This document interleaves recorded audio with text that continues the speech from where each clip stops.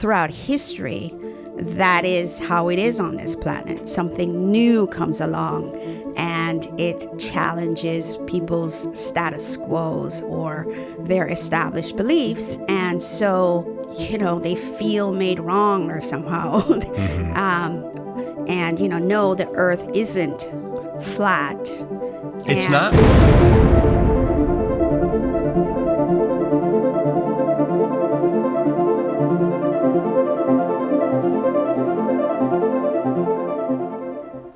Hi, everyone. I'm Daryle Hamel, host and producer, of the show you're about to watch, Stop Hamel Time.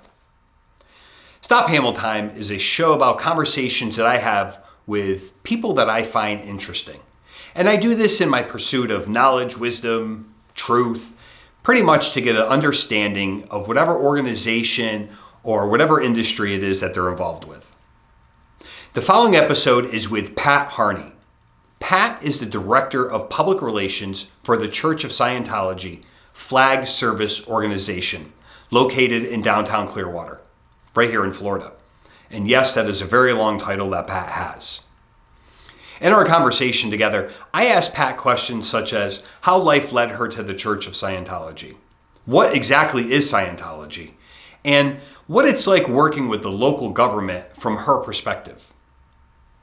I immensely enjoyed this conversation that Pat and I had because it gave me a different perspective regarding the Scientology religion. Because there's something to be said sitting across from somebody, especially somebody who's been involved with the organization since 1979, and just having a free-flowing conversation. And not something that's a well-edited or opinionated documentary or series that's put out, for people to consume. So, having said that, the following conversation is with Pat Harney, and I hope that you find it just as interesting as I did. Well, welcome everyone. This is Daryle Hamel with Stop Hamel Time, and thank you again for joining us for another conversation. And with me today, I have somebody who's very interesting. Her name is Pat Harney, and she's the Director of Public Relations at the Church of Scientology. Welcome, Pat. Oh, thank you very much, Daryle. Thank you. Before we get into it, I want to ask you, is it Pat? And you know what? I've never asked you this personally. Is it Pat or Patricia? Well, it is Patricia, but I've always been called Pat. Okay. Yeah. And so some people may be wondering why I wanted to have you on my show or why I'm having somebody from Scientology on the show. Yes. Is it because maybe I'm going to become a Scientologist or maybe I'm interested? And the bottom line is really, I live in Clearwater, and one of your main, I believe you guys call it your Mecca? Well, we call it the, flag is actually what we call it because Mecca really belongs to the Islamic religion. But this is we have our main cathedral here, which is the flag building, and we have flag, which I can explain the history of that so you understand why we call it flag. And in fact, my actual title is Director of Public Relations for the Church of Scientology Flag Service Organization.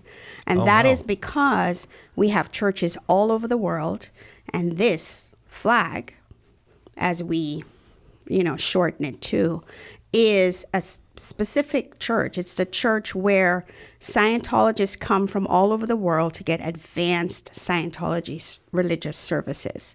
Okay. So it is, a specific church for us. Okay. Yeah. And you guys, and this, is it almost equivalent to a Mecca? Would that be correct? It is okay. equivalent in that this is where Scientologists aspire to come to as they ascend through Scientology religious services, whether it's the counseling or the courses that are provided in Scientology to give one a better understanding of life. I live in Clearwater. You guys are in Clearwater. Yes. So that's one of the reasons I wanted you on the show, because I honestly don't know that much about Scientology other than maybe the negative stereotypes, or the fact that we hear Tom Cruise as a Scientologist. We hear of celebrities who are Scientologists, right, and they get kind of a stigma against them. Right. And I thought one day, I'm like, I live in Clearwater. I'm like, their flag, the equivalent to a Mecca is here in Clearwater. I'm like,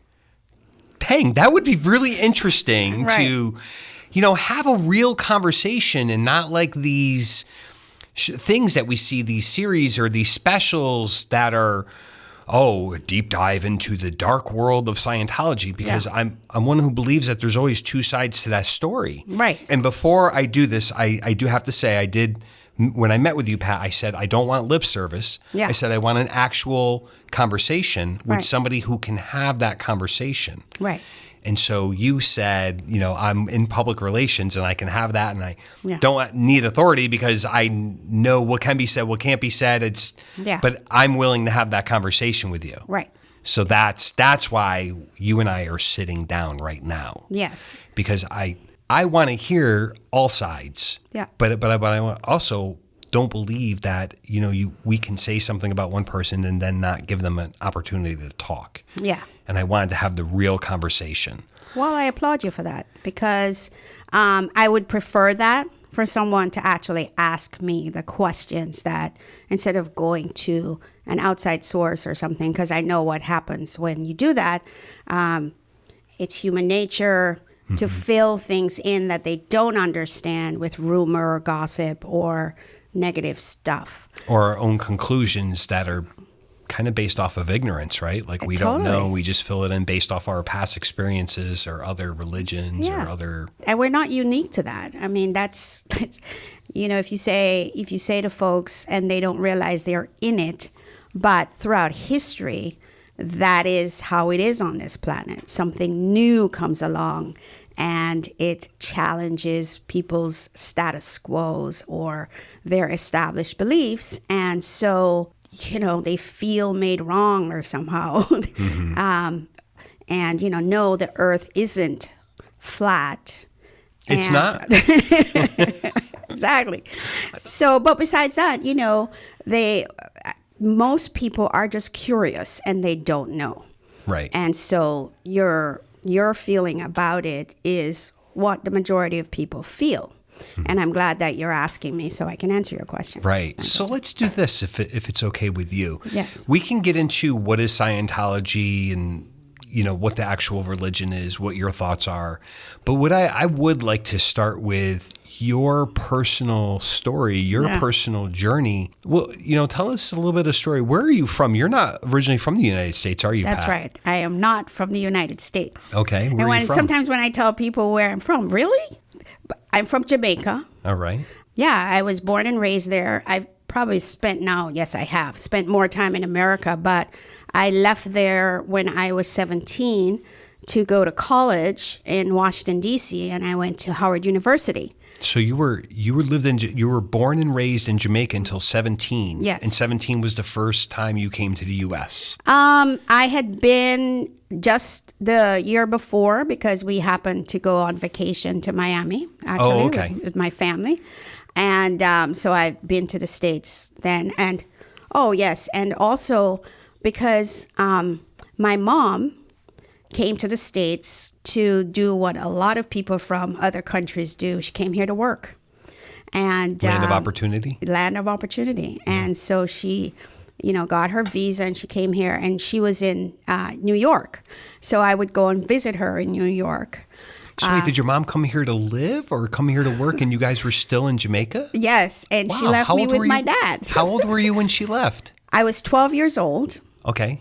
And my two brothers, who were 6, and my younger brother passed away many years ago, but we were together with my dad. Yeah. And they preferred that arrangement. She would come home once or twice a year and stay for a month or so and bring lots of good stuff from the States. Wow. So you were 12 years old. Yeah. And you had two brothers. Yes. And your father. Yes. And you guys stayed in Jamaica. Yes. And your mom had your father and your mom had come to some kind of agreement where she would come to the United States and work because she could make more money here. Yeah. And then he would stay with the family back there in Jamaica. Yes. And it's interesting because... Now, what did your mom do? She was a nurse. Okay. And a companion to older ladies. Mm-hmm. And it is a little bit more to it than that as to why she came here, not just to make money, but to make her own money. Oh, because she was just a very independent lady. My father had his own business and did quite well. She could have stayed, and she was just very independent.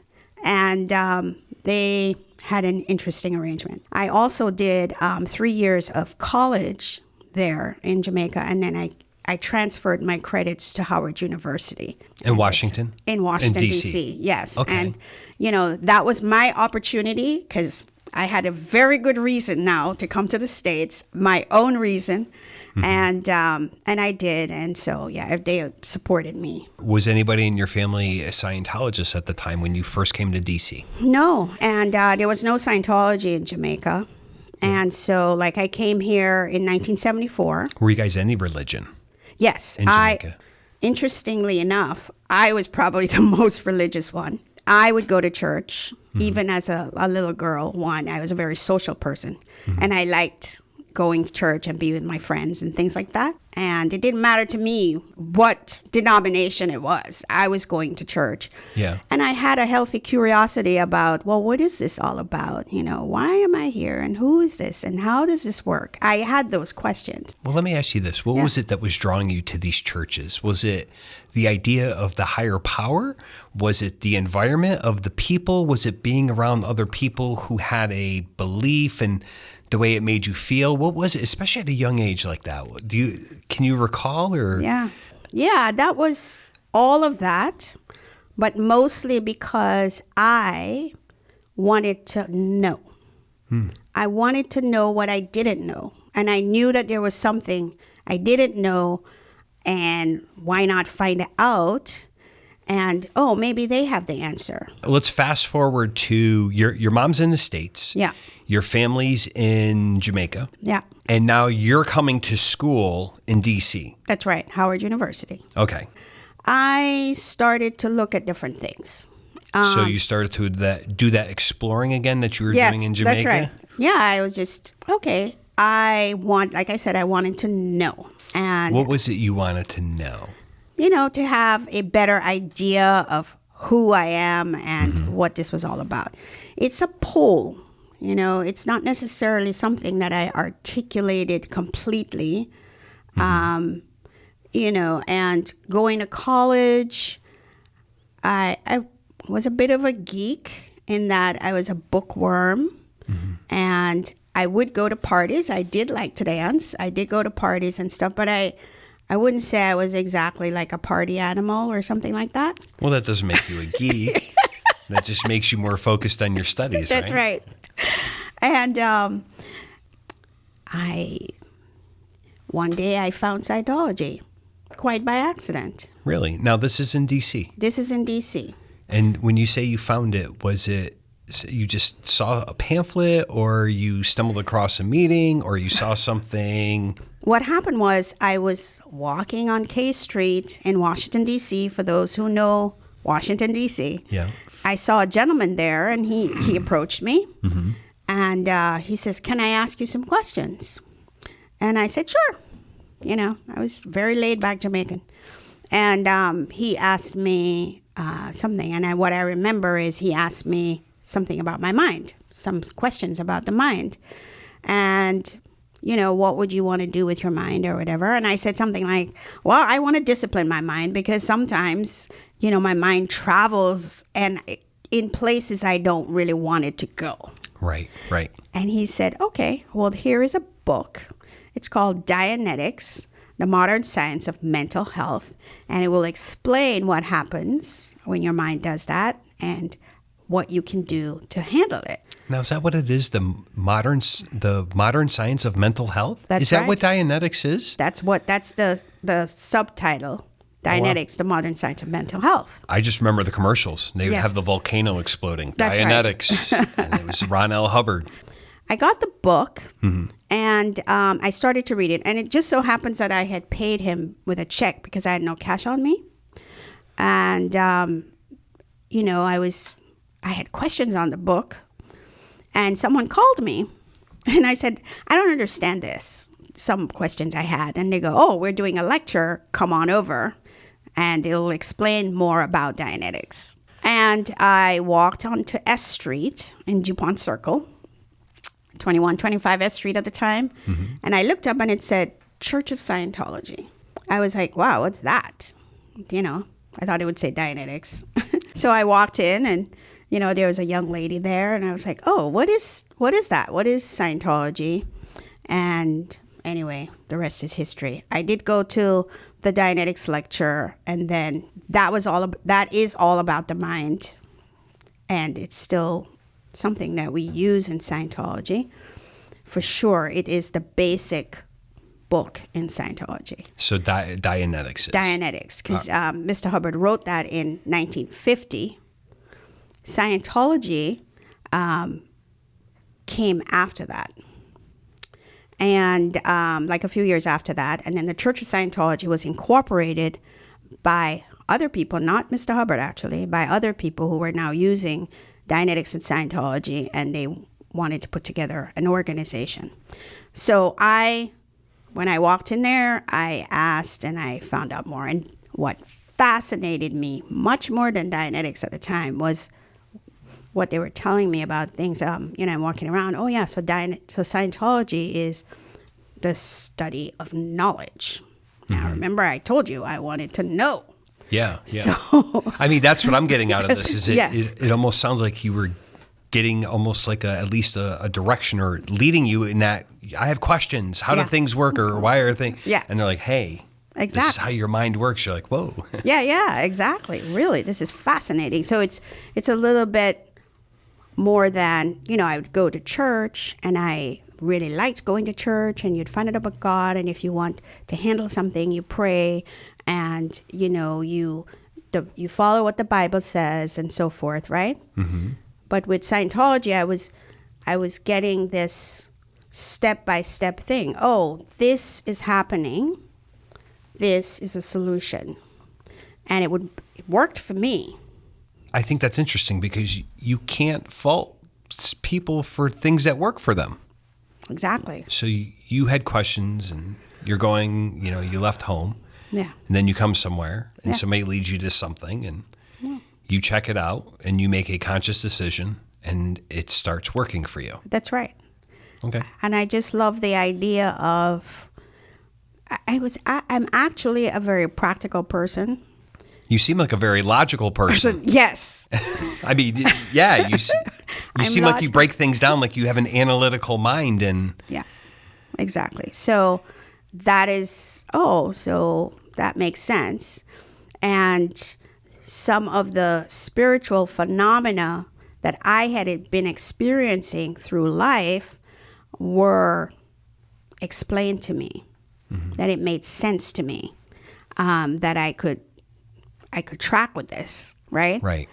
So that's what happened. And I started looking into Scientology more and more, and doing more Scientology, what's called auditing, which is counseling for Scientology, and finding out more about myself, understanding why I wouldn't like certain things or why I did like certain things. Mm-hmm. So that was good for me, and that's how I started with Scientology. You're saying you ran into Dianetics and then Scientology when you went to D.C. Yeah. And you went there, and that, for some reason for you, clicked. Yes. For me, I honestly don't know 100% what Scientology is. Yeah. In fact, I don't even know if I know what it is, like 50%. Yeah. Is it a religion that can be compared to something like, Christianity or, Judaism, or, is it something, like a Catholic, or is Scientology more of a belief, and it's like based on science, or help us understand, what is it?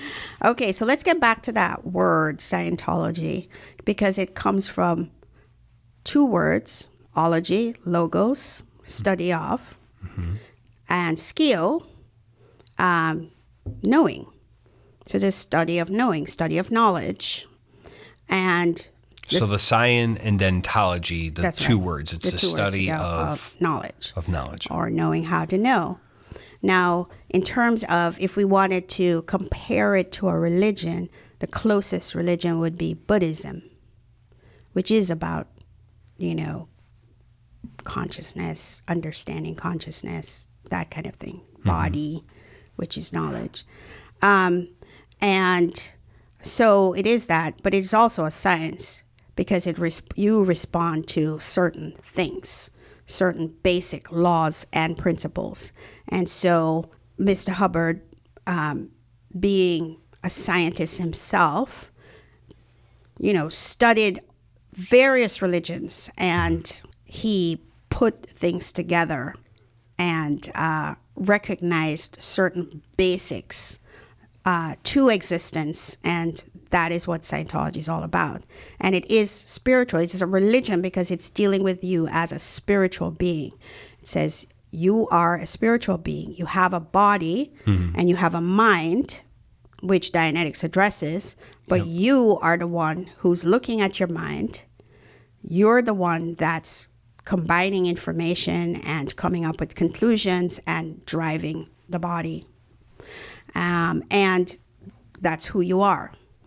And that's why Scientology addresses you as a spiritual being. It is not just, it doesn't just, this is Scientology and that's it. You're talking about life. So you're talking about life in all of its aspects, which is why, you say someone wants to know about Scientology. You said the best thing to do is to actually read a book. Scientology, New Slant on Life, Scientology, The Fundamentals of Thought. Dianetics actually does give you some basic information on Scientology. Or, Scientology TV, where all of the basics of Scientology are explained. But you're talking about 30 million words on the subject of Dianetics and Scientology and 3,000 lectures. That gives all of the scriptures of Scientology. Okay, so when you guys talk about Scientology, it does, you use words like scriptures. Yeah. You use words like the church. Yeah. You use, spiritual. Mm-hmm. But to me, it almost sounds like Scientology is almost more logical and scientific. So I guess I'm finding that hard. I'm finding the correlation, or because I'm making a comparison to what I would say is more, let's say, like Christianity or Catholicism, like it's like 90% spiritual, right? And emotional and scripture, and maybe 10% based off history and facts. Not to say it's not factual, but it's it's very about the spiritual and more of the, I guess, mind and body, which seems very similar to Scientology. Yeah. But whereas Scientology may use those words, but it seems like it's more science and fact-based as opposed to this, spiritual and higher power. Yeah. Because does Scientology have an ultimate being? Is there one all-powerful being like a god or anything in Scientology, or? Okay, so let me just explain it this way. Yeah. And there are not pictures here that I can show you or demonstrate to you. But if you were to close your eyes and think of a cat. Okay. Did you think of a cat? I have a cat in mind, yeah. Good. What does your cat look like? Looks like my old cat. It was like a calico cat. Okay, great. What is your cat doing? Just kind of standing there and looking around. Good. All right. So you got that picture, right? Mm-hmm. Okay, that's your mind. That's not really your cat, but it's a picture of your cat, right? Right. Good. So that is the mind, which is mental image pictures. Now the question is, who is looking at the cat? Well, I guess it would be me because it's my mind, and exactly that's how I'm looking at it. I mean, I guess that's how I'm visualizing it would be through, I would imagine my eyes, even though, like you said, it's in my mind. It's not real. Right. Okay. So that me, that I, is you, the spiritual being. You're not physical. You're not the mind. You're looking at it. So that's you. That's the spiritual being. Okay. That's what Scientology addresses. And that spiritual being has basic laws, axioms, responds to certain things, and is the creator of your own universe. You know, you chose that cat. You nurtured that cat. You have this studio. These are your things. This is your creation. So in Scientology, we talk about life as divided into 8 divisions. And the first, you're driven by a need to survive, by that urge to survive. We call it dynamic. Right. So the 8 divisions are 8 dynamics. Or like So our basic instinct to survive. that's right. That's what you want to do. You want to survive. You want to do well. You want nice things. Eat food and be you have to. protected. That's right. So on the first dynamic, you're talking about yourself, you know, who you are, the clothes you wear, your place, these things that are yours, you know, are part of your first dynamic. The second dynamic is sex and the raising of children. That's a dynamic. It's a thrust towards the future. Like reproduction. That's right, basically, reproduction. To and, pass on right. our genes or something. Right, and you're attracted to someone. That's part of that second dynamic, right? And then the third dynamic is, you know, the urge to survive as groups. You're part of Toastmasters. That's a group that you belong to. Right. You know, I'm part of Scientology. That's my group. As one of the groups. Like our tribes. Yeah, exactly. But, you know, it could be anything, you know, school or, you know, you're part of a band or a club or, right? Right. And then the fourth dynamic is all the groups together. That's mankind. So if we were attacked by some exterior force, then we would get together and try to address, you know, to survive as mankind, as a species. And then the fifth dynamic are plants and animals. And that's a dynamic. We like to have certain plants around or animals, and we have to take care of our environment, or we won't have enough oxygen and we're going to burn up. And regardless of what everybody says, those things respond to certain laws. Right. And then the sixth dynamic is the physical universe, like what you see around you, matter, energy, space, and time. We also call it. And the seventh dynamic is the spiritual dynamic. It's you as a spiritual being, it's other spiritual beings, it's thoughts, considerations. These things are part of the spiritual universe. And then the eighth dynamic is the God dynamic, what, you know, some would describe as God. And we say it's infinity and definitely the source of creation. And, you know, we don't dictate to a person how they worship God. The eighth dynamic, we leave that up to the individual. So some people have an issue with the Church of Scientology because they say, you guys aren't actually a church. You're not really a religion. But you're saying that, you know, it is very practical, very logical. There is science-based, but that the individual is a spiritual being, and these are the ways to apply these processes for the spiritual being to enhance themselves, improve themselves. You know, these are set things. Right. So when people say, you know, you guys aren't really a church, right, you're just using it for a tax write-off. Right. You know, what in your estimation, what in your personal belief, because you know, this isn't something you do just for a job. No, you know, we're we're talking in 79 that you came in. You've been with the Church of Scientology ever since. Is that correct? That's right. So, what is it? How do you look at it? What's your point of view in that it is a church, it is a religion, and it's not just for the tax benefits? Well, you know, how do you respond to people who say, Pat, come on, be real with me. You know, we're sitting down at a table, we're having dinner, we're all friends, we're having wine. Like, come on, be honest with me, be real. Right. It's not really religion. Pat, what are you doing? Well, because I've had the experience of going to a Christian church, going to, you know, the Church of Scientology, I can say from my viewpoint it is a religion. And then I can also say religious experts say it's a religion. So if you don't have to just believe me, you can go to all kinds of religious experts. And, you know, I have tomes of books from them, because what you're looking at, one, you're looking at a subject that deals with the ultimate. It deals with cosmology. It deals with you spiritually. It says, yes, you want to be a better person.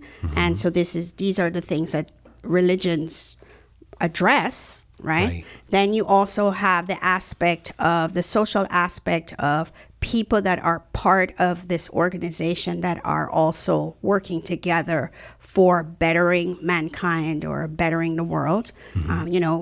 We work together to educate people about drugs or human rights, or we do all these various things. We also help people that have spiritual distress, that kind of thing. So you have that also, that the group is doing that.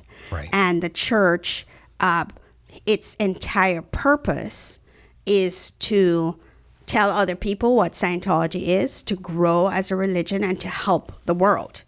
So all of those things make it, religion, which is why it's recognized by religious experts, why it's recognized by courts, why it's recognized by the IRS. And you believe it's a religion, though. And I believe it's my religion. You personally. Yeah, and it's my religion. You know what I'm saying? Right. I say, so if somebody asks me, well, okay, it's my religion, just like if you're Islamic and that's your way of expressing your religious beliefs, then that's your religion, and I respect that.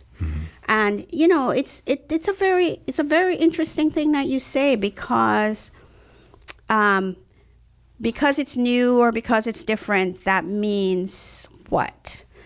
That you would say, well, you're not, because mine is a religion. That's actually what you're saying. Mine is, but yours can't be, because that's really what they're saying. And because it's a guy that wrote your book, right? It's not like a Bible where it was written by a higher being, or stories from people who dealt with the higher power, or the Quran, or they all seem to have something, whereas Scientology was started by L. Ron Hubbard, and they're like, well, he's not really a god. He's just a guy. And I'm trying to think, he was into Star Trek or something. I remember it was like some reference to him, like way back when they used to kind of try to dismiss him and say, oh, that's crazy. Right. But, I guess maybe that's why some people may have that whole mentality and say, you're not a real religion. I mean, it's easy for me to see that other perspective, because I can kind of see where people come from, but I also see your perspective. Right. Yeah. But mainly what, if you say, okay, so you're not, okay, well, have you read a book? Do you understand? Because what they're actually saying is, I don't understand, or I don't agree. Okay? But here's the thing. In Scientology, it's what is true for you is what is true for you. It's your truth. Right. Okay? So that is why I answer people's questions. You have a question, I will answer you. And I might direct you to look, observe, not just listen to what other people say or what you think something is, but actually observe for yourself. And until you actually do that, you don't even have to be a Scientologist to read a book. You don't have to, if I read a book about China, that doesn't mean I'm going to be Chinese or something. Right, you know what I'm saying? Right. You're just... Is that how that works? Or whatever, the red pill, the blue pill. Yeah. I read a book about mechanics. I'm a mechanic. Yeah. No, you're not. No, right? So, but you can get a better understanding. Speaking to me, you get a better... Let me give you another example of a Scientology principle that you're not going to find anywhere else. And you can look at this principle and you can use this principle and see whether or not it works for you. And it's a principle of what's called ARC. A being affinity, R being reality, and C being communication, which is a triangle. Okay. Right? So they all equal understanding. And here's how. You didn't know anything about, you had questions about Scientology, for example, whatever. And we first met, you never knew me, didn't know anything, right? Literally walked in off the street. So at first you were like, okay, you're kind of curious. You at least you came in and you looked. So right there, affinity is how close things are. So you kind of close the gap, and immediately you felt something, I'm sure, like, oh, okay, this person is not such a bad person. I hope that's what you felt. And then you started to get a better understanding of at least me as a Scientologist, right? Your understanding increased. And the more we communicate, the more the understanding increases. Right. Okay, that's a basic principle that you can use. If, like, say you and your wife have an argument, right? The understanding is like not quite there. Yeah. And you will find the other parts of the triangle will go down. Like, I don't feel so good about being close to you right now. Or, I'll talk about me and my husband, right? Right. I'm not talking to you right now, Mike. Yeah. But actually, if you want to improve that, you want to do something about that, you could pick any side of that triangle, the affinity, the reality. Reality is what we agree on. Yep. Find something we agree on, or, just start talking. I really want to discuss this with you, Mike, so that we can really come to an understanding, right? Right. Okay. Right. That's the ARC triangle at work. Basic principle in Scientology, and it's workable. Like I said, Scientology, you can apply it all kinds of ways. What does that say? It says Scientology as a subject is something that you can use and apply to your life and help to solve problems.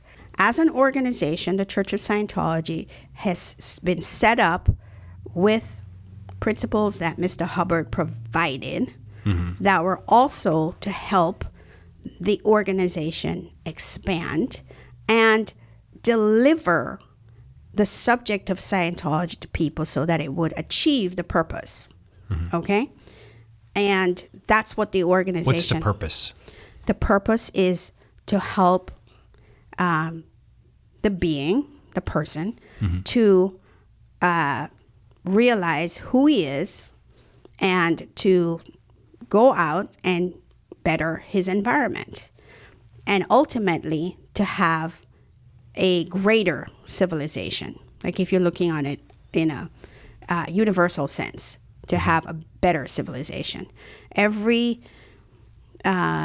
golden age that came about from someone who had an idea and promulgated that idea so as to better civilization.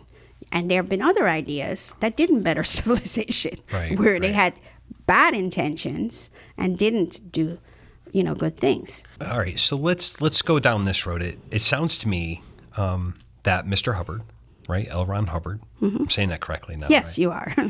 It sounds like he was more looking at there. There's another gentleman named Stephen Covey, and he teaches. It's one of my favorite books, 7 Habits of Highly Effective People. Oh, right. And he says that the individual goes through, basically there's 3 levels. There's dependency, there's being independent, and then there's what's, interdependent, meaning we're all in this together. And you can't go to interdependency without first becoming independent yourself. And we all start out dependent and move up. And the way you're making it sound, and correct me if I'm wrong, is that Mr. Hubbard was looking past his dependency and had gone on to independent, but said, hey, this is an interdependent world and we need to rely on each other to better civilization. Yeah, I understand that. So was that his main purpose of Dianetics? Because he didn't start the whole Scientology, as you said, that was started by another group after him, but was that his purpose with getting this message out there and the main purpose? Yes, to actually want to understand and then to use it. By the way, Scientology was founded by L. Ron Hubbard. Okay. The Church of Scientology as an organization, as an incorporated organization, was done by Scientologists. Okay. Yeah. So Dianetics and Scientology itself was L. Ron Hubbard. That's right. But the church and being the incorporation was actually by another group. By Scientologists. Gotcha. Okay. So, but he is, the source of Dianetics and Scientology.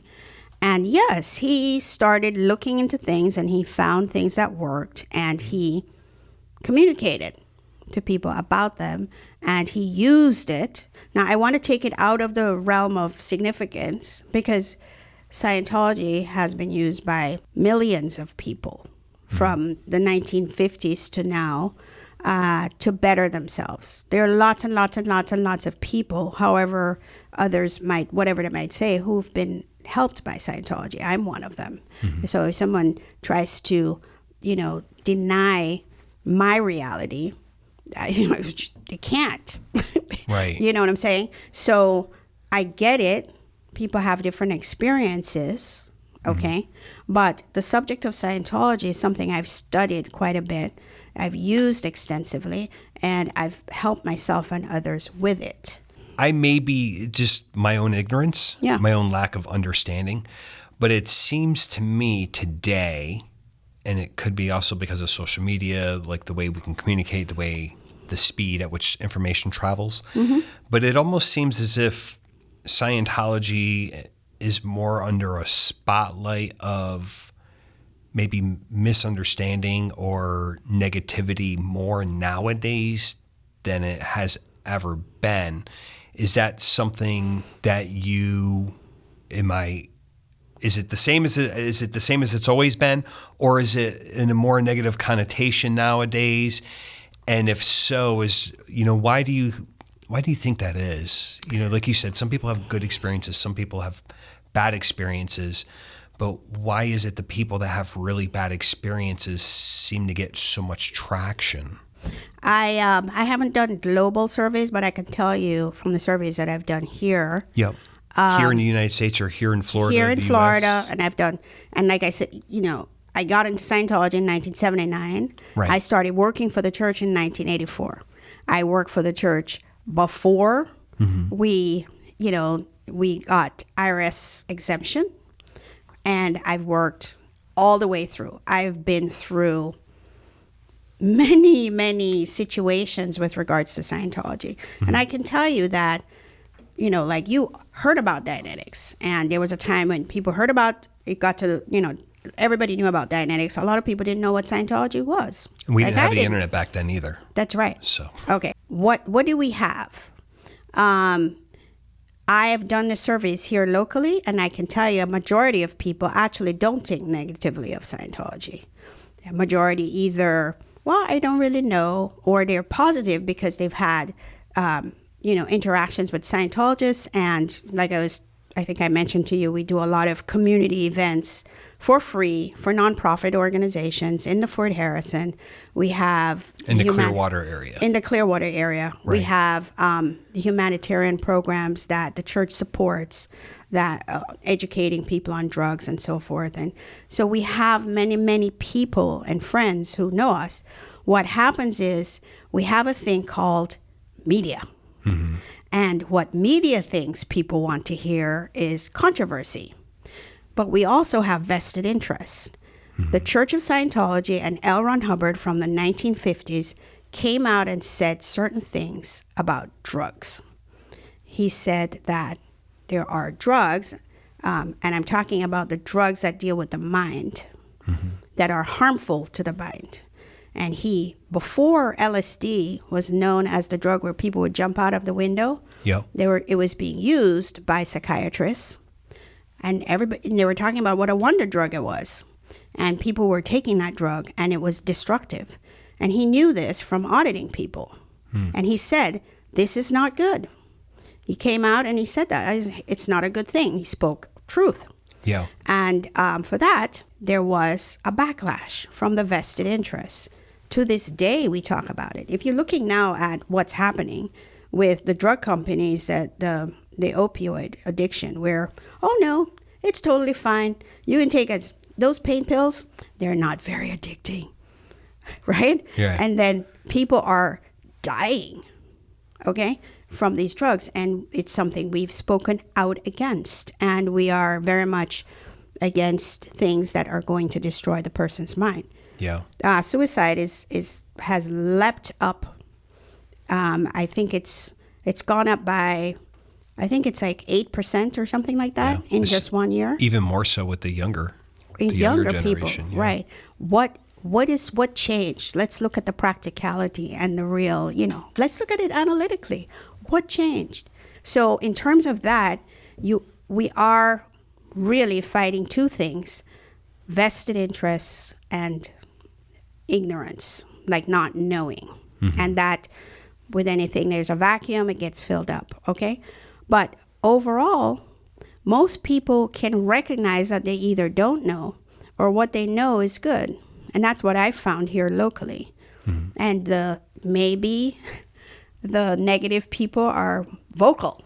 Because most people are not going to just run around and say, oh, yeah, they're not going to necessarily be the PR for the church, but they know what their own individual experience is. You know what I mean? Right. And that's why, if I say this a lot of times, it's so important that people find out for themselves. You don't have to become a Scientologist. You just need to understand something. It's like people talking about Muslims or something, and you don't know what the religion is. Like, you have no idea, right? And so you should find out before you just spout something.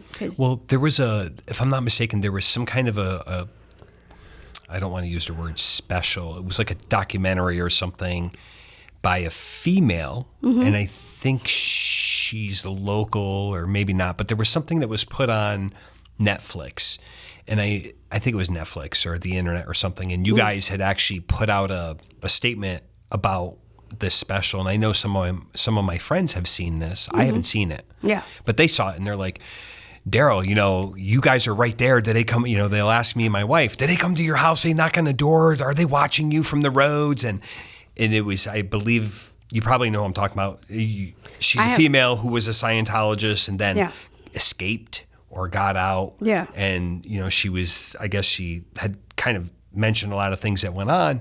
And so, like I said, I haven't seen it. I really don't care unless you guys are having like some kind of a hostage camp down in your religion, which is illegal. I mean, I don't know why I doubt you guys don't do this, right? Come on, no. You guys don't keep people hostage. You don't hold people against their will. No. So, but she came out and this thing caught a lot of traction. And so I know it gives a lot of negative connotations because it says, hey, this is what it's really like in this world. But yeah, I have somebody like you, and I guess they could say, well, she's just a PR, but what would be a negative word that a lot of negative people use? She's just a shill for them to get them out. But I mean, I walk downtown, I see Scientologists all the time. Yeah. And they don't have shackles. Yeah. They don't have ankle bracelets. Why is this popular? Why is somebody like her popularized? And I guess that's what I'm trying to figure out. What is your take on that, Pat, as far as when you see somebody come out like that and their whole popularity is on bashing the organization they were part of? I know what you're talking about. Okay. I understand. Maybe I can put it this way. Yeah. Have you ever had noticed some friends or people that you knew who were once very close, they're married, they're once very close, and then they got a divorce and she wanted to kill him. He wanted to kill her, or it was just very acrimonious. Just look at politics. Yeah, just look at politics. We see that publicly right there. Right? They're they're basically in bed together. Yeah. Then all of a sudden this one switches parties, and now they're the worst of. That's right. Right. So this phenomena, I mean, I can tell you what it means to us in Scientology, but even from religious experts have looked at this, and people will justify what they have done to harm the very thing that they were once very close to. She had the opportunity because right now, I read this article somewhere, like there's a veritable cottage industry of people who can come up now and say these things that are negative about my religion and to make money or to get famous or to get revenge. To get a lot of attention. Or to get a lot of attention, right? But you don't know what they did. What did she do? What happened? Because why would somebody lie if that were the truth, right? What about, law enforcement? What about, we've been here now for almost 50 years, since 1975. If one iota, a little bit, was any truth to it, right? Not that everybody is perfect. Come on.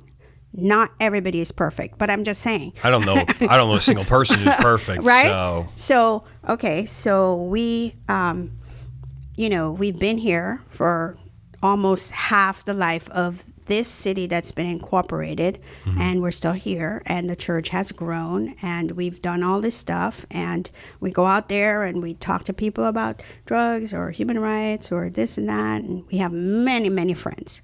We have thousands of friends, really do.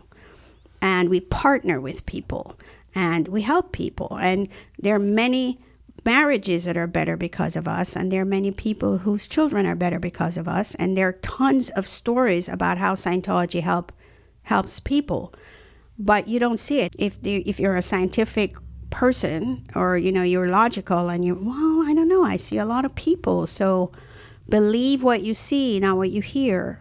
Yeah. You know what I'm saying? Maybe I don't know. Maybe it's out of laziness.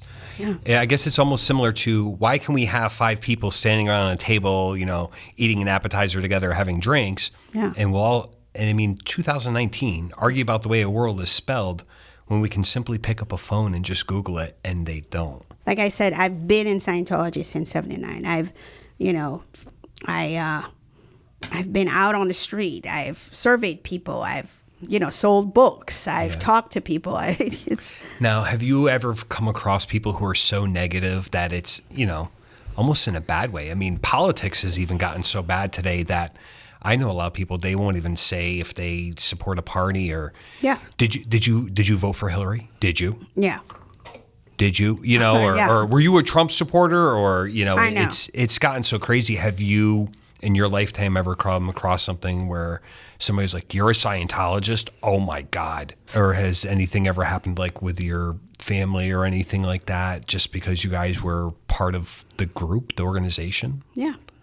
I've experienced it. And I know my friends who have experienced it. One thing though, which I love about Scientology, we refuse to be victims.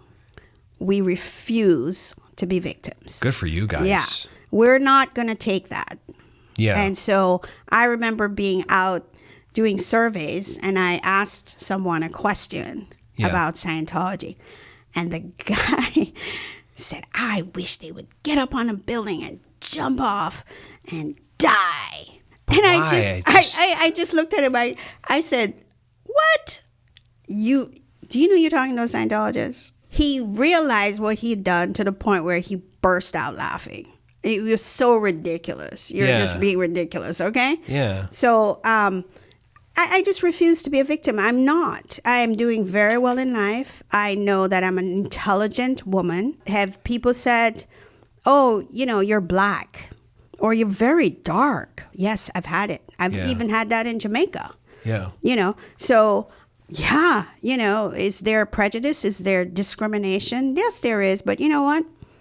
I'm not your victim. I'm not that Negro. So why do you think that is, though? How have we gotten to that point where it's like, I wish a Scientologist would jump up on the building and jump off? Like, because what is it about it? I mean, what got it to that point? Well, let's look at, you're talking to a Scientologist, so we're talking about the mind. Yeah. We're talking about people's minds and where they're at and perception and what there are reasons that people have these kinds of reactions. Well, what's the benefit in putting Scientology down or being against it when you're just a group of people?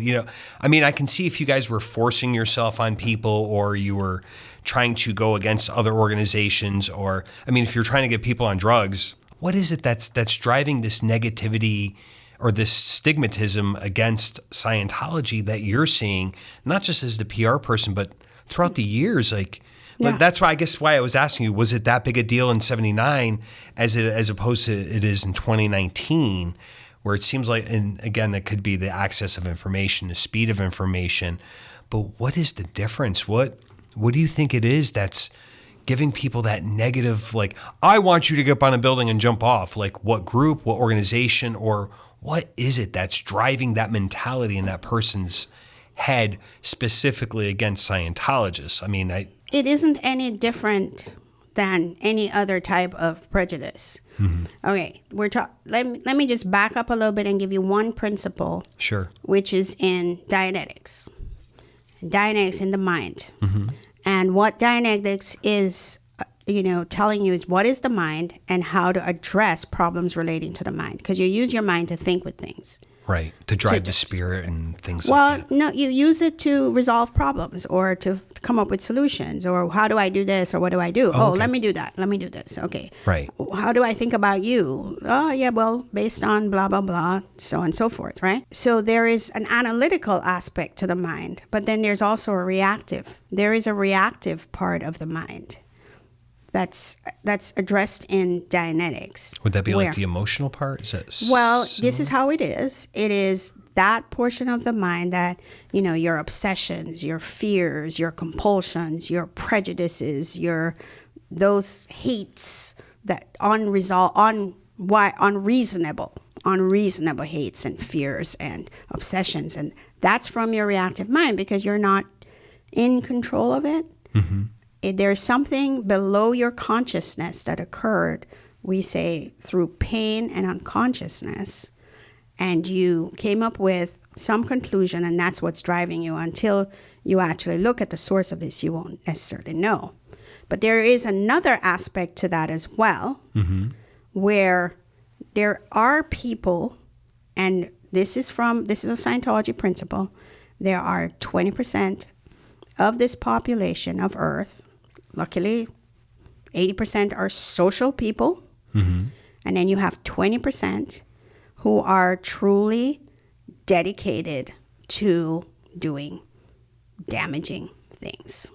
They're truly dedicated. They just have that evil impulse. And there is a spiritual reason for that.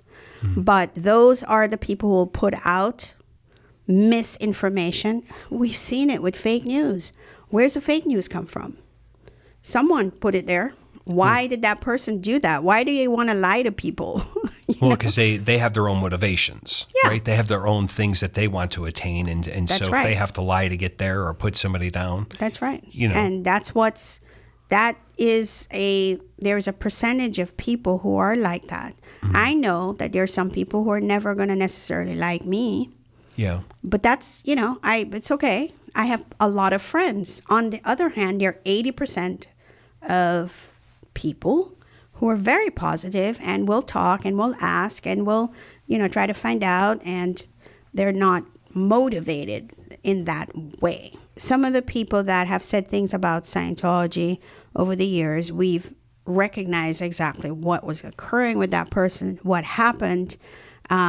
We can also self-reflect on things that may have been done incorrectly, but when something is perpetual and intense and will not resolve no matter what you say, then it's not anything coming from this side.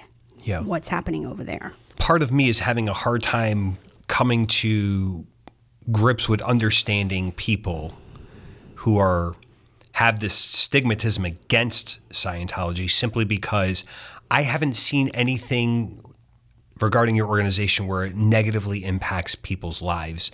Now, I do remember, and I don't know all the facts, so this is more like my opinion, and it could already be distorted in my own mind.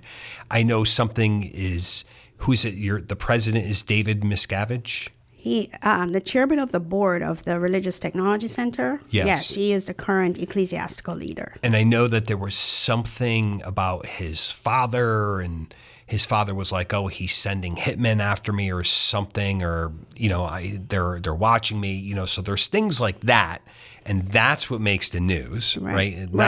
Not if you guys help somebody get over their drug addiction. Like, that's not news. Yeah. Right. Nobody wants to report about that. So, I mean, I can see it from that perspective, where only the bad stuff gets out and that's all they want to report on. That's right. When I see things like that, I'm always like, well, is it true? Is it not true? Is that all this organization totally is about? Not true. I mean, it's hard, but I mean, I guess I can see where somebody like my friends who are very rational people, what I would consider, I mean, they're my friends, and I would like to think I hang out with open-minded, rational people, but I can say that my friend's wife had seen that thing with that lady, and she was like, Daryle, you got to be careful, Lindsay, you know, they're crazy, and it's like this whole thing is a cult, and they brainwash people, but like you said, I meet people like you, and it's very contrary to the truth. I mean, I've watched the people walking downtown, all the people, and like the people who are in Scientology don't look brainwashed to me. They look like they're every normal person just doing a job and going about the routine. It's lunchtime, or they're going from one location to the other, just doing their job. Right. And those are the Scientologists that you can recognize because they're wearing uniforms. But because we're a rather large organization here, there's 2,400 or so staff members, and they wear uniforms. 2,400? Yeah. Oh, wow. This is a big organization. But then, is that just in Clearwater? Just in Clearwater. 2,400? Yeah. Wow. There are thousands more who you're not going to see in uniform. They don't work for the church. They have their own businesses. There's a business owner right here who's a Scientologist, and he employs 650 people, some Scientologists, some not Scientologists, mostly not Scientologists, and it's right here in downtown. You wouldn't know necessarily, whether he's a Scientologist or not, unless you go looking or something. We're just people. I mean, nuns wear uniform too, and so do priests. You mean you guys are people on a round earth, not alien beings on a flat earth? That's right. I know, right? Puppet strings and... Just not, and some of these rumors and things that are said, they're, even personally, you go, what? Now, I will say, and for what it's worth, because I see a lot of parallels. Yeah. If Scientology is a lot based on your mind and the way the mind works. Yeah. And then there's people out there, and who am I trying to, like Tony Robbins, and he's a person who's very big in the mind, and he believes that the mind can do amazing things. He believes that the mind can heal you. Yeah. And he, let's say people who follow him and are like, oh, I agree, he can perform miracles. He's cured people of depression right there just with their mind. Isn't it safe to assume that you guys, if you're very mind-based, also can have the same level of miracles, no different? Yeah, I mean, I'm not going to invalidate anybody else's, But I mean, it's very similar when you think about it, though, right? Yeah, it's similar. You guys are using the power of the mind. Yeah, it's similar in experience. It's specific for Scientology because we have a precise technology, and it's not just, let's just all think positive. It's not that. And it's proven. It's a precise. Well, I mean, proven that you guys have done over the years, and you're like, hey, this is very precise. It's worked for thousands, hundreds of thousands, millions of people. Right, totally.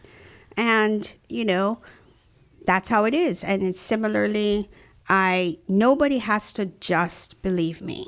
Mm-hmm. They don't. You don't have to believe me. This is just my reality. This is what I feel. This is what I know. But I have evidence. And I can prove it to you. I can show it to you. But I'm not trying to prove anything. I'm just saying, listen, I can do something to help.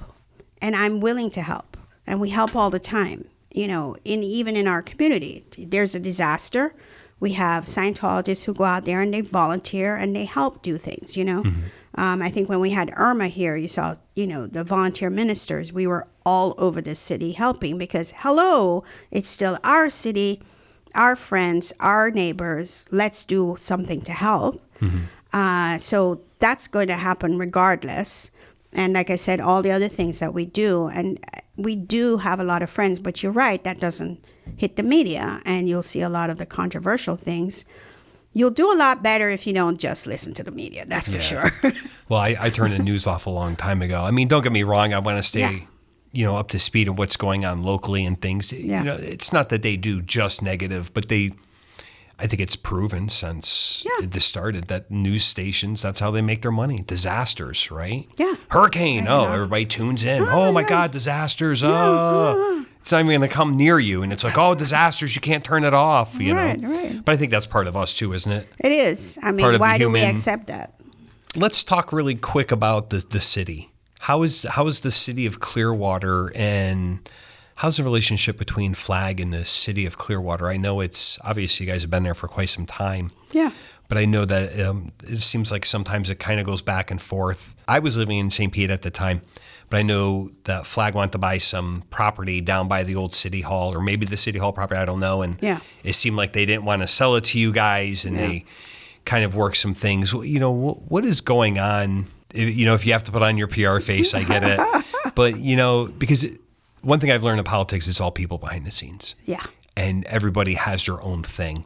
And more times than not, and I can see it in the different organizations here in Clearwater, they're not so much on that interdependent level. They're more on that independent level. Yeah. So, you know, what's the relationship there? Is there some tension maybe behind the scenes? Is it really all kind of sunshine and unicorns?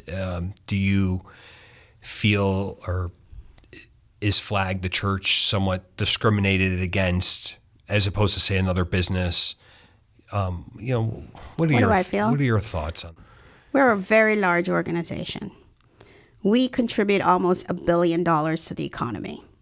That study was done. The U.S. economy, or? But no, here in Clearwater. Clearwater. The Clearwater Academy. This church here in Clearwater contributes, impacts about $1 billion. Direct spending and indirect spending. Okay. That study was done by Florida State University. Which is an independent source. Totally independent source. FSU, right. FSU. We actually pay taxes. We pay property taxes. We pay bed tax. We pay for our utilities. We bring in Scientologists who then employ others. Now, when you say bed tax, that's because you have the hotel in Fort Harrison, right? And so, like any other hotel. Well, although it's a religious retreat, it is a religious retreat and could be tax exempt. We pay bed tax. In other words, Scientologists pay 7% or whatever it is for each room night. So you guys could opt and fight to not pay the bed tax, but you guys we chose to pay it. We pay property taxes. We actually pay property taxes on that part of the property that is not strictly religious. Okay. Yeah. So $1 billion, that's a lot. Yeah, that's a lot. And that's because we, all the food that we buy for staff, I told you it's over 2,000 plus all the Scientologists who come here. We have Scientologists that come from all over the world. They not only come here and just take services, but they also go out and they might go to the beach and they buy other things. And then you have the Scientologists who actually live here, that moved here. If the church were not here, they wouldn't be here. Right. And they contribute to the economy. So we are a large organization. We're a major organization. We have, just in 3 buildings downtown, we have a $250 million buildings. The Flag Building, the Fort Harrison. We renovated these. We made sure that it was something that we could be proud of and also the city could be proud of. Tourists come here all the time. They want to know, well, what is this? What's happening? A lot of people, they don't, they just want to know. And so we contribute a lot, in addition to the fact that we have our, humanitarian community work that we do to help nonprofit organizations and so forth. And then Scientologists themselves, with their businesses, there are a lot of business owners who are Scientologists in this area, or consultants or so forth. So, I can say firsthand that you guys do host some Toastmaster groups down there. That's right. There we go. And, So we help lots of different, I think there are over maybe now close to 300 nonprofit organizations that directly work with us, and others another couple thousand who get our materials. When I'm talking our materials, I'm talking about the humanitarian materials of the Truth About Drugs, or, what are human rights and so forth. Right. So I think we are, what's the word? We are a very visible organization, a very major contributor. So it would be difficult for the city to ignore that. And we are law-abiding people. Right. So financially, I mean, you guys are a big player, especially. we're a big player. I mean, by any standards, I think in any city, Yeah. your organization would be a considerable player. Yeah. But I mean, aside from the beaches, you guys are a major player. Yeah. In Clearwater. We are a major player in Clearwater. And financially and even just size-wise, financially, as community. How many people would you say contributors. go through annually through like coming in for the religious retreat and all that a year? How many people? I don't want to use the word cycle, but I mean, I guess how many people cycle through? Like about 12,000 individual people coming from, whether they come from Rome or London or Paris or Africa, right? Japan. So you have the people here. Yeah. You have people come through. You're attracting people who may not otherwise be here. No different than Disney. Like they may not be here if it wasn't for Disney. That's right. Or come down to Universal. So you have a good amount of people coming through. You're a major player. We're major players. You have property. Yeah. So how is your relationship with the city? Or how do you feel that you're treated? I think we have decent relationships with the city. Mm-hmm. It's decent. It's civil. And they are, after all, the government of this city. Mm-hmm. And, we respect that. Do they properly represent you guys? I don't know. I mean, they haven't. Or let me rephrase that. Do you think you guys get fair, because that's not a correct word. Do they properly represent you, right? Anybody can sit here and complain and say, oh, my garbage doesn't get picked up. They don't properly represent. No, they do that. Do you believe that you guys are treated, reword it this way, are you guys treated fairly? Yeah, I would say we're treated fairly. I don't mean to put you on the spot, because that could be a on the spot question, but I mean, you're a person. Yeah. Do you feel you guys are treated fairly? Because I do know that I've heard, and it could just be gossip, but I do know some of it's fact, because facts are, if they won't sell you property or they hold something against you, is it true? Do you think you guys are treated fairly? I think that, so I can have my own, if I were to look at something, let's just look at it analytically. Mm-hmm. We're the major organization in the downtown, right? Yeah. If we were a university or something that's contributing, there are certain things that are expected of a major organization, which is why, and we understand that and we contribute in that way. Like, good, we can help, we have resources, we can do that. Similarly, you are represented by a government. If we're law-abiding people who are contributing, we expect certain things, that they didn't sell us the property. Okay, they didn't sell us the property. I get it. Mm-hmm. Do I think it was something that was correct or not? Well, I'm not going to say, really, because I just think that it happened and we've moved on from there. We're not hurting. Right. Where is Imagine Clearwater?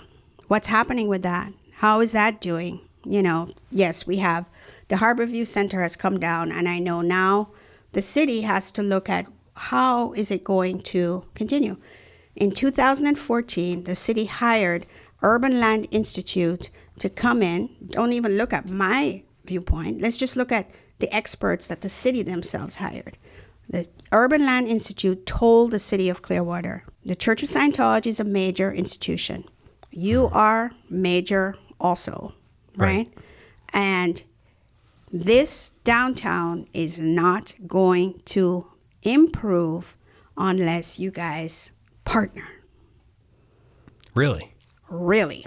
I have the study. Partner, how so? Like, cities, let's work together. Now, is that because you guys have that, like, more of the financial backing?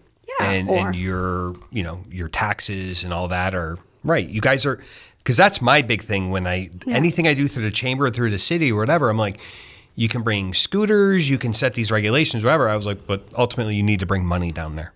Yeah. And if you guys, and if that's my perspective, my worldview. And now I guess what you're saying to me is, and maybe I'm looking at it, I would think I'm looking at it from the consultant's point of view. Mm-hmm. By partnering, if you guys are bringing and impacting that much money in downtown, play nice. Yeah. Because if they were to leave or if they were to diminish even by 50%, how does that impact you? Right. You would have your unemployment rate would go up just by the mere fact of the people who are employing people wouldn't be there. The church itself, just in terms of what, if Cisco brings the food or any of the many companies that we work with, they wouldn't have that business. I can actually give you a copy of that study because it's a fascinating study on a very respected institution that was the expert that the city pulled in. And it said, partner. And do you feel like they've partnered with you guys? Well, let's put it this way. When, it wasn't just that we were asking for that one little piece of property, which what we needed it for was to put a retreat there for families, because we get families here and we wanted to have a place for the kids. And the exchange would be, we would help with the downtown, okay? We would help by fixing up the facades in the areas, and we would help to a number of different things. There was an exchangeable thing. It wasn't almost like refresh and help out with the decay and things like that kind of. That was one example of how we could partner. Let me ask you this. If the government didn't step in, let's say city government, would you guys eventually, do you think, no? What about the whole idea of if they didn't step in, Scientology would take over downtown? What does that mean? I guess buy up everything and use it just for your needs. And then downtown Clearwater would basically become nothing more than just Scientology. Just a different perspective. No, I understand. There is there's a Church of Scientology, and we already have the properties that we need for our religious retreat. Yeah. When we offered to do that exchange and we would help with the facades and so forth, it was not so that the Church of Scientology would own the property or would run it or do anything. It was going to be developers and businesses who could come in, because we recognize, the challenges that were being faced for businesses.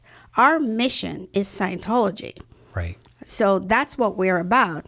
We happen to come here and we've improved the Fort Harrison. When we built the flag building, there was an empty piece of property, even to the point of moving the tree, like physically moving 100-year-old oak tree, right? So we try to keep our civic responsibility in the forefront and align it with things that, people would want. And we are Clearwater residents. We represent all spectrums. So we, of course, you're our government. We respect and we look forward to the same treatment as anyone else. Yeah. That's all. And I think it's a fair question, because it's not just Scientology, and it's not that I'm pointing you guys out specifically. It's just you're in front of me. Yeah. But people have been saying about like Facebook or Google, and in the advertising marketing world, basically they've taken over, right? And they control all the dollars. I think Google has something like 85 to 95% of the advertising dollars now. Yeah. Well, now Facebook's a major player. So people say if they go unchecked, unregulated, they'll own everything and they'll run over the world, So I think that mentality's always there. And it's like, with you guys down in downtown Clearwater, people are like, oh, if they run unchecked and unruled, they'll take over everything. And that's capitalism to a certain extent. It's like when you win and you keep winning and you keep winning, well, you're the dominating force. Right. And it just...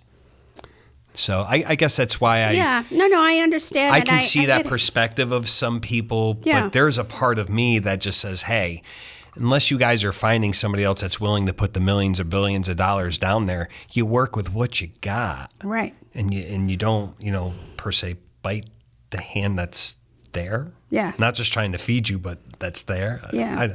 So I'm just curious what your perspective is on that. I think that mentality is the same as saying, oh, the black people are moving in. Oh, my God, let's leave. Okay? It's a reactive thing. It has nothing to do. The brown people, the white people are coming, there goes the neighborhood. The Muslims, the blah, the blah. There goes the neighborhood. Yeah.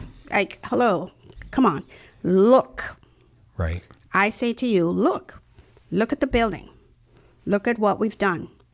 Anybody looked down here to see what these buildings used to look like before we actually fixed them up? Sorry, we're not downtown, but I like right outside if we were. Well, I did go Fort by Harrison. your one building and I looked through the timeline and the pictures you guys took before and the after, and I mean, you can't deny the facts. Yeah. I guess the emotion in some people. I'm a very logical person, so I guess I'm in line with you, Pat. I can say, hey, this is. But I guess when some people get emotional, they're like, well, yeah, that's nice, but they're going to own it all. And then Daryle, then what? We're all just going to L. Ron Hubbard and we're going to fly into space and we're going to be cremated and our ashes are going to Yeah, it's not. That's just trash. I love the way you just said that. That was the most non-PR thing that you've probably ever said. You're like, that's just trash. That was totally like that 17-year-old girl from Jamaica who gave her, she's like, somebody told her on K Street, you're crazy. You're like, that's just trash. Get out of it. But you know what I mean? It's like, no, we have a mission in Scientology, and that's our mission. And we're Scientologists. But like I said, I get it. There's a certain percentage, and they're vocal, and they say these things which are not inspected for evidence and for truth. But we have a majority. We have friends who are like, what are you talking about? Have you been in the Fort Harrison and actually come to an event and actually socialize with Scientologists? They're Clearwater residents. I live here. I have an address that's in Clearwater. I'm a Scientologist and I work for the church, but I am a Clearwater resident, just like you. And I went to an interfaith event. And it was really fascinating. Oh, what do you mean by an interfaith event? It was actually, after the New Zealand massacre where that Australian guy went into and he killed 52 This people. is a few weeks ago, right? Yeah. Correct. And we wanted to show our... Now, multiple faiths though, right? Yeah, Interfaith. multiple. It doesn't matter what your background, you're there to support. No, this beautiful lady put this thing together about 5 years ago, and anyway, I found out about it, and she was gracious and invited us to participate, and we did, and there are people that are fine with it, and so forth.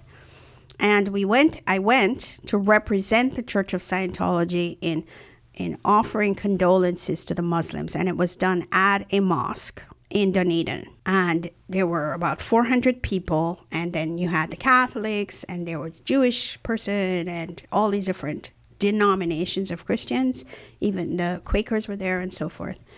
And before the whole thing, before I actually went up to say just a few words, I sat down with some folks, and my friend, who's a Quaker, said, "Oh, we were just talking about you."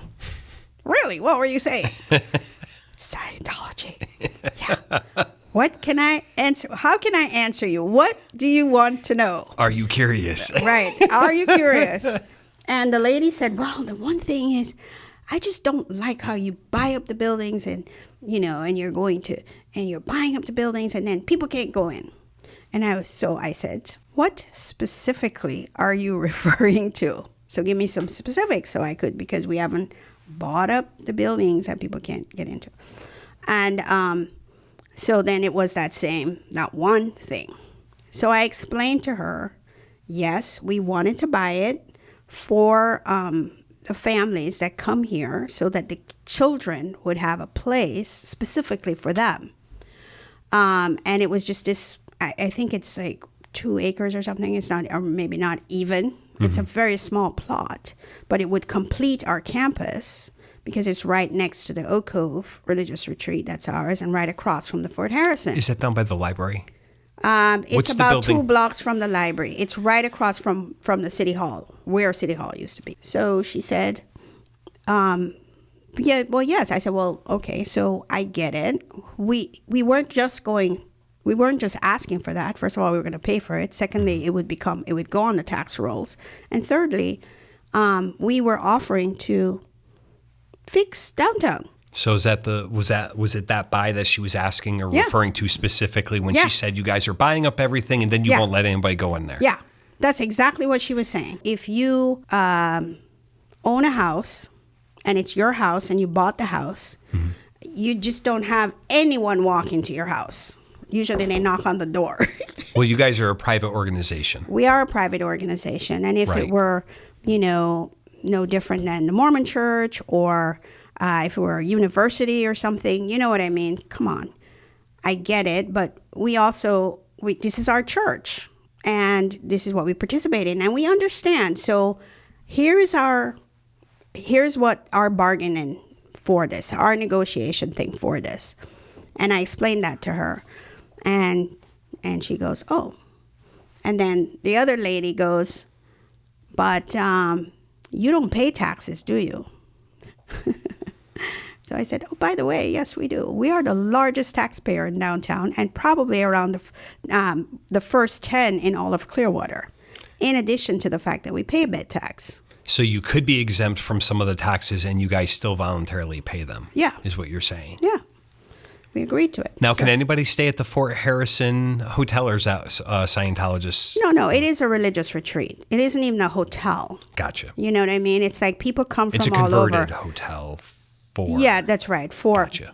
So what we do is we open it up for the community to use our banquet facilities or our conference facilities. Oh, do you really? Yes, for free. So the facilities down at that hotel, the old Fort Harrison Hotel, which is now part of your retreat. Yeah.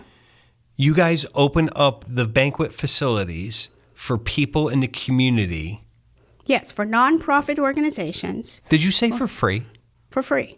What? Yes, like when we had the 450 people from the Gentleman's Course, which is Christopher King, grandson of B.B. King, was doing his event. He teaches kids etiquette and human rights. We did the whole thing. We catered it. We opened it up. It was for free. And he had 450 people there. And all they have to do is obviously pay for their own catering and things like that, but they don't charge you. You guys don't charge a rent fee. They didn't even pay for the catering. We did this. We paid for everything. We bought the food. We did everything. Wow. Now, you guys aren't going to do that, obviously, for everyone. No. But what you're saying is you're not going to charge a fee, which almost every place does. Yeah. Especially a private. Yeah. Right? Because it's not taxpayer funded. Yeah. You guys pay the rent. You guys are paying the taxes. But yet you guys open this up for people to use in the community. Yes. That is our community outreach. That's what we do. We do it for nonprofits who are like his nonprofit helps kids. And yes, nonprofit. Yes, and nonprofits. Right. And that's something we can only do nonprofits for tax reasons because we are a 501c3 and we can't compete with businesses basically. Right. So, and we do about about 50 to 60 events like that every year. Wow. And then we have all the humanitarian offices which are also open to the public They can use those facilities. Now, how do the people get a hold of all this? Is this through the main building on Cleveland Street? Yes, at our Scientology Information Center, where they can actually find out for themselves the truth about Scientology. And that's the old Clearwater Bank, right? That's the old Clearwater Bank building. We have a wonderful lady there by the name of Amber Schulset, and who's at reception. And we have 400 videos, but we also have a conference room that's open to the public that they can use for meetings, for community meetings. And we have concerts there. We have different things there. Wow. But they can find out more about, our facilities in the Fort Harrison by contacting that, which, by the way, people can contact me. I can give a number at 727-467-6860. Okay. Right? 467-6860 if they have more questions about Scientology or about what I told you. And what's a good email address that people can get a good hold of email address for me is Pat Harney at churchofscientology.net. Okay. All one. Pat Harney at churchofscientology.net. You know what? And before we sign off, Pat, yeah.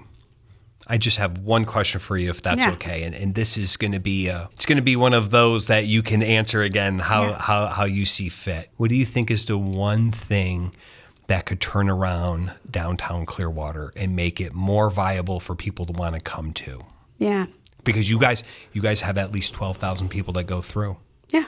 And I'm sure that they say it's desolate down here. God, I wish What do you guys, or what is your take on it?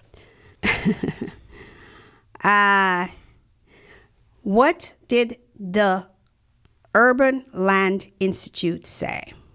They said. Was this a study from 2014? That was the study from 2014. Okay. Partner with the Church of Scientology. And you could say I am talking to you as a Scientologist, but I'm also talking to you as someone who's been there. We've worked with the city on the Main Street program when they had the Main Street program. We brought Starbucks in. We have, offered all kinds of things. We've fixed up these major buildings. We've, invited people to come in. We do all of this because we do want it to succeed. Mm-hmm. And that's what it says. And if that's the one thing, partner with the Church of Scientology. I don't think we've gotten there yet. Is there a lack of communication? Could communication be better to get to understanding in your ARC? It's always the best thing to do would be communicate, and there is that reality factor as well. Mm-hmm. So, we're here and we're totally open and saying, yes, partner with us. It's not a problem. All right. Well, Pat, I want to say, I love having these conversations because I always feel like I'm learning. I feel like I'm being selfish because I pull so much information and learn so much. Yeah. But I want to say thank you so much for being here, your time, and I know how valuable your time is and how many different directions you're being pulled in. Yeah. But, getting the information out there, maybe dispelling some myths, maybe some new questions for people, and, maybe just the whole idea of, hey, you guys don't have to agree with what we believe, but this is what we believe. So if you are more curious, let us know. And if not, it's cool. Just do your thing. But this is what we do. And, and also for Clearwater itself, I know the Tampa Bay area is a lot smaller than we think. And so, you spending your time here and sharing your information, I greatly appreciate it. And I hope people watching this can pull something from it. And if they have more questions, either reach out to you guys directly or maybe reach out to me and maybe I can get in contact to answer those questions. And who knows, maybe in the future, get some groups together. Would love it. I'd love to tour some people through, and it would be great. Yeah, who knows? Maybe we'll be at this table again with somebody from the city or somebody else, and we can try to get that arc a little bit closer to the middle. Yes, and I just want to say, we work with the city. We have decent relationships with them. That was just their experts said partner with the Church of Scientology. Right. Of course, that's not the only thing that can be done. Right. And there's lots of, other things. And we are going to continue to do our part to help improve the city. So that's what I can say. And people can ask, call me at 727-467-6860 or Pat Harney at churchofscientology.net. And I'll make sure I have all that information that people can see. Okay, great. And so, and I got to say, you're a very delightful person, and you've thank you. been very open, very honest. Yeah. Not unfiltered, unedited. So, and I greatly appreciate that. And I think, like you said, sharing the information is just the most important thing. Yeah. Getting the right stuff out there. That's right. Exactly. And thank you very much for inviting me to come on your show. And it was great talking to you. Yeah, it's been a couple of weeks in the making, but we made it happen. We did. Well, again, thank you, Pat Harney with the Church of Scientology here in Clearwater. I almost said St. Petersburg, Florida. Clearwater, Florida, and you're at the Flag, correct? It's the Flag Service Organization, but it's Flag. It's Flag to everybody, for all Scientologists all over the world, and Church of Scientology Flag. Awesome. Thank you so much, Pat. You're very welcome. Thank you, Daryle.